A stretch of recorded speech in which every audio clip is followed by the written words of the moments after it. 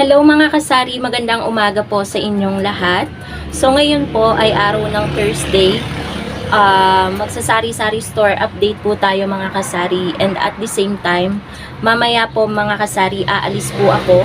Papunta po ako ng Jim's Grocery and then magpapakash in din po ako dahil kahapon pa po walang laman yung ating GCash. Sayang po yung mga nagpapatransact, lalo guys ang cash in kahapon. Sobrang daming naghahanap. Ewan ko ba mga kasari, ang dami nang nagpapa-GCash dito ngayon sa aking tindahan. Siguro dahil mura yung charge natin, lalo sa load. So, kaya ayun, super thankful ako sa mga bagong, nagpapasensya din ako kung madalas ay nawawalan ng laman ang GCash kasi nga, diba, mga kasari ko, konti na yung laman. Inaano naman natin na lumaki ulit yung laman ng ating GCash. So, ngayong umaga mga kasari, bago tayo magpunta ng gyms, gagawin ko muna yung dapat gawin ko dito sa tindahan.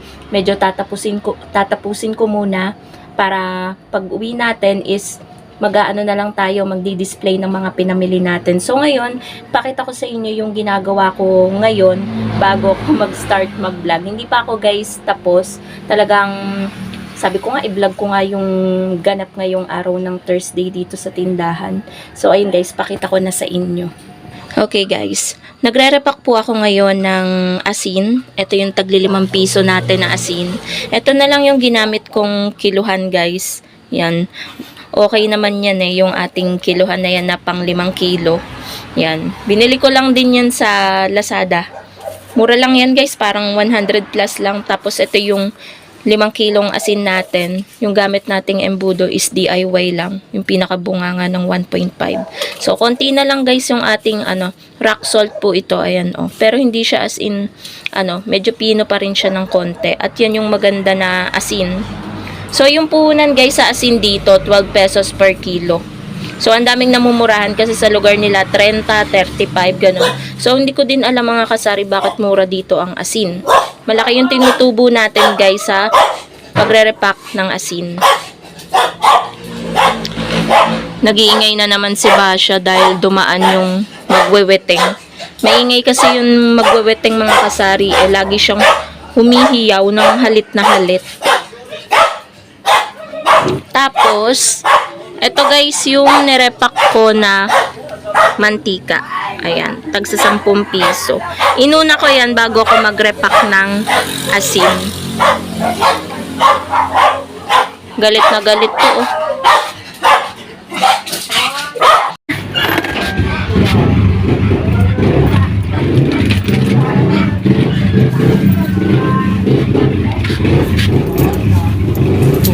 Mailang itlog?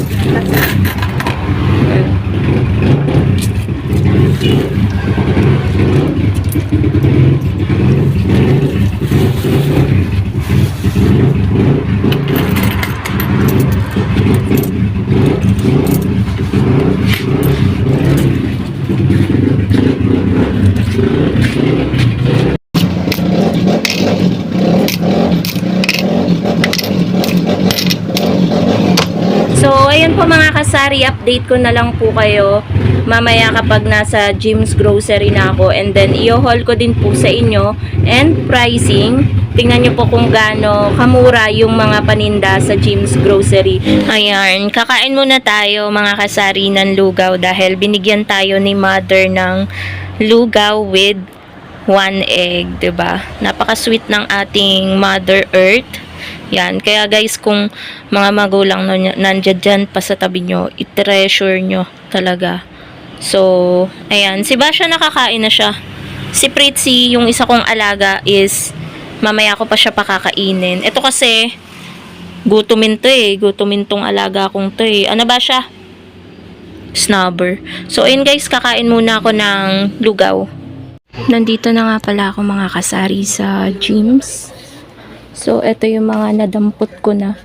Ayan. Munti ko na makalimutan mga kasaring mag-vlog kahit konti dito. So, nakakuha na ako ng Lucky Me beef chicken tsaka mga delata. So, ayan na yung mga nadampot ko. Konti lang naman yung papamilihin ko guys. So, ayan.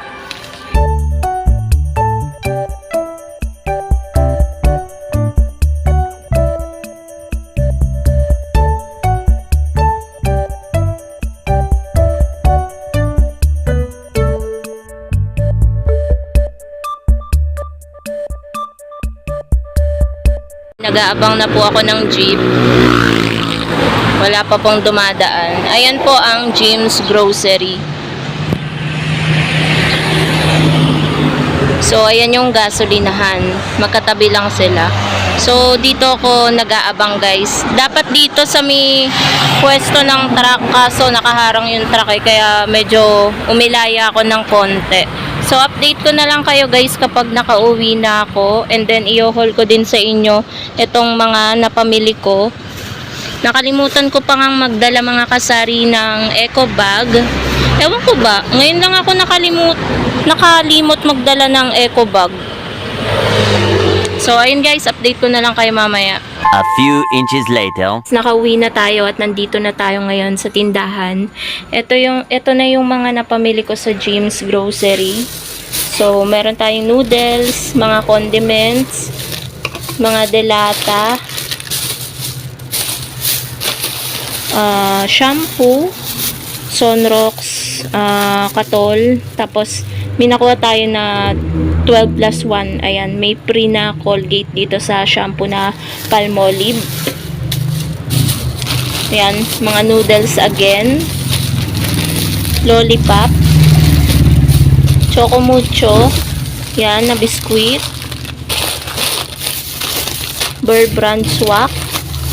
Tapos, swak din na Alaska. May naghahanap kasi niya noong nakaraan, kaya bumili ako. And, mga delata again. So, yan lang guys. Konti lang naman yan. Worth 1K siya. Konti na lang ang sukli sa 1K. Akala ko nga lalagpas. Labis pa naman yung dala ko. So, ayan siya. 994.20. At may na-earn na tayo na points na 75.99. Ayan siya. So, share ko sa inyo yung pricing ng mga paninda sa gyms. So, yung patis na 350 ml, 23.50 lang sa kanila. Tapos yung tuna apritada, 26.75.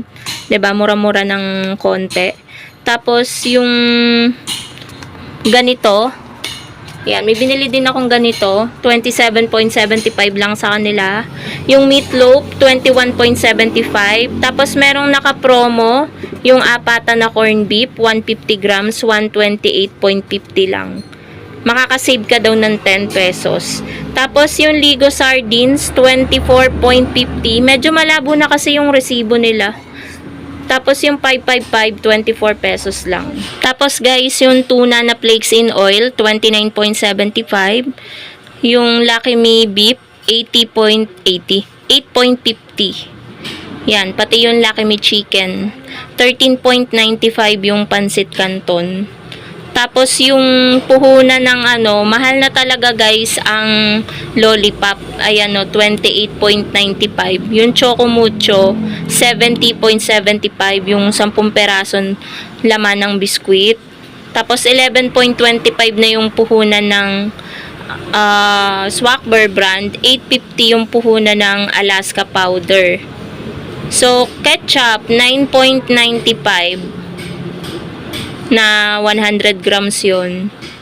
63.50 yung puhunan ng Palmolive Pink, 1 dozen. 22.75 yung Katol, isang box. Sunrox na 250 ml, 15.25. And then C2, 13.50. Ito ay isang peraso lang. Ito'y ininom ko kasi nakakauhaw, napakainit. Maalinsangan guys yung panahon. So, ayan na rin, may pangalan ko na kasi nga kumuha ko sa kanila nung card para makaipon ako ng points. So, yun lamang mga kasari. Ayan, sana nag-enjoy kayo kahit konti dito sa ating vlog for today. Thank you so much for watching and happy selling po sa inyong lahat. Bye guys! Bebe! Bye guys! Bye guys!